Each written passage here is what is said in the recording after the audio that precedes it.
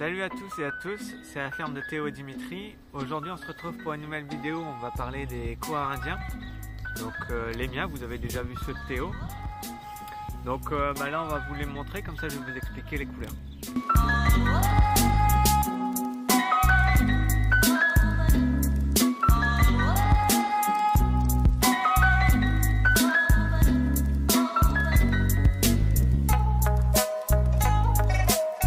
Donc là vous avez 3 koalas indiens et une canne croisée koala indien et colvert. Donc vous avez le mâle qui est un koala indien pur de coloris colvert. Bon, on espère qu'on va bien entendre avec le vent. Ensuite devant, juste là avec la canne où il va, c'est une femelle koala indien pur aussi. Apparemment couleur jaune pois. Voilà. Vous avez une deuxième koala indien qui cache. Voilà. Ils sont bien élevés ces canards. Donc une deuxième koala indien qui est blanche et noire. Là j'ai pas trouvé de nom de couleur homologuée. Donc blanche et noire. Et ensuite à côté vous avez une petite canne, donc la hybride koala indien et colvert. Ici on s'en sert pour couver des œufs de poule. Donc là elle avait commencé à se mettre au nid, mais j'ai fait un petit peu de bricolage et je vais choisir ses œufs. Donc pour le moment elle est dehors, mais demain matin elle va se remettre à couver, il n'y a pas de souci. On va vous montrer son nid après. Et ensuite j'en ai une cinquième plutôt, qui est pas là parce qu'elle couve, et c'est une canne panachée. Donc on essaiera de vous la montrer. Théo va essayer de se plier en 4 pour vous la montrer, mais c'est pas gagné. Donc voilà, donc on se retrouve tout de suite pour les nids. Donc là on se retrouve au nid de la petite canne hybride. Donc de base elle avait 13 œufs. On lui a retiré ses 13 œufs, donc là je l'ai retiré en début d'après-midi. Et je lui ai mis 6 œufs de marance, 6 œufs de poule marance. Je peux le faire parce que je sais qu'il n'y a pas de souci, c'est une canne qui prend assez bien le nid. L'année dernière elle avait couvé des œufs de Pékin, et elle m'avait sorti sur 12 œufs, elle m'en avait sorti une dizaine. Ah oui, c'est pas mal. Donc elle s'en est plutôt bien occupée. Donc, et une canne, comme ça va à l'eau, elle humidifie bien les œufs. Donc généralement les petits poussins ont moins de mal à percer que quand c'est une poule. Donc on verra ce que ça va donner, on espère que le coq est bon.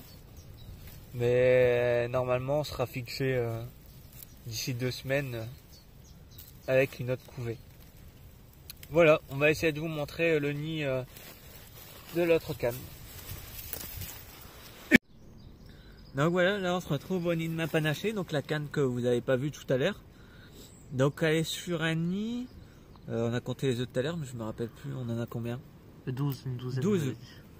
12 œufs.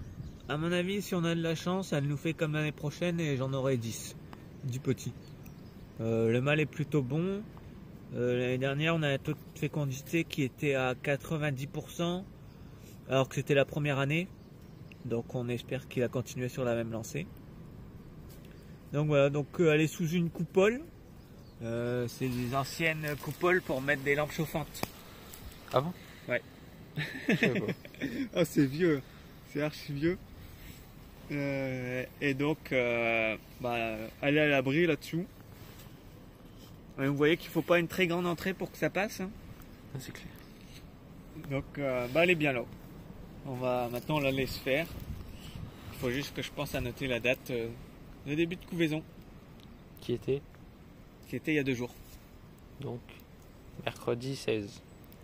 Mercredi 16, et donc dans 28 jours on verra ce que ça donne.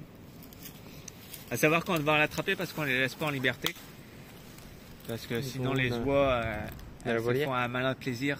Ça va dans la volière? Soit dans la volière, mais elle je pense pas parce qu'il faut que je garde la volière pour la petite là, de l'autre nid. Ouais.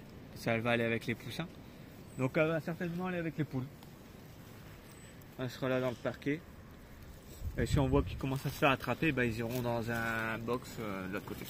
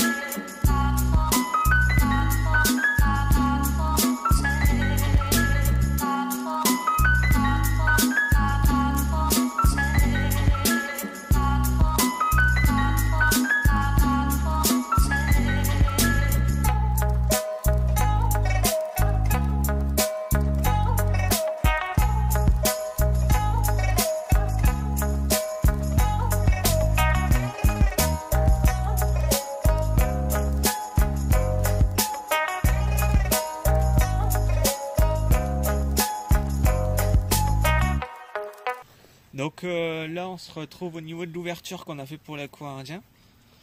Faut savoir qu'au début ils n'avaient pas accès du tout à ici. Mais avec la tempête ça a fait des trous à droite à gauche.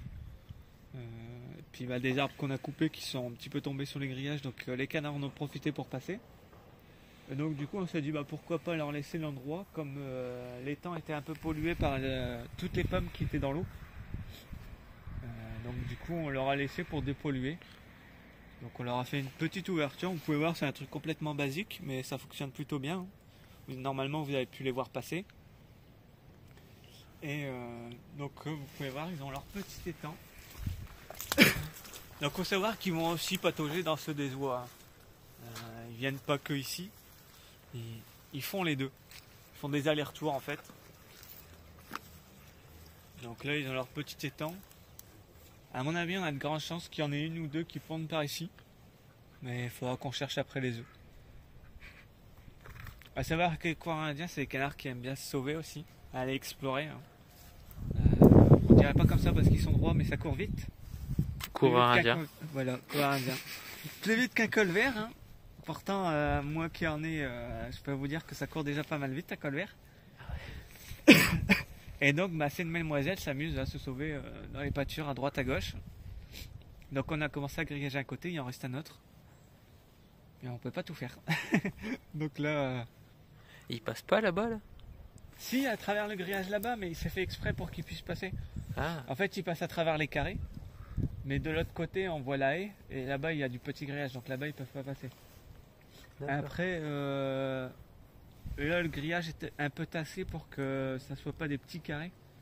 Mais par exemple, le grillage qui est là, le long de la pâture des chevaux, on l'a pas tassé le grillage. Donc du coup, c'est carrément des tout petits carreaux en bas. Donc là, ils peuvent pas passer. D'accord. Mais on peut voir qu'ils sont déjà en train de nous démolir la berge.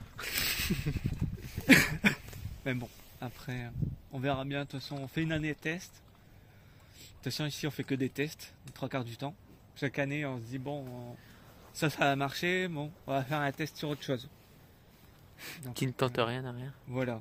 Donc là, cette année, on a fait les tests, par exemple, pour les tourterelles et les faisans que vous avez normalement vus avant. Et là, cette année, on teste les coins indiens dans le bac d'eau qui ne devait pas être. Donc, on verra bien ce que ça donne. À savoir qu'on a mis plein de petits fruitiers comme des groseilliers, tout ça dans l'enclos. Parce que normalement les coins indiens ne devaient pas venir là. Donc on verra bien si on a une bonne récolte ou pas. C'est des tests. Voilà. Donc sur ce, on vous laisse sur ces belles images. On vous dit à dimanche prochain. Salut tout le monde.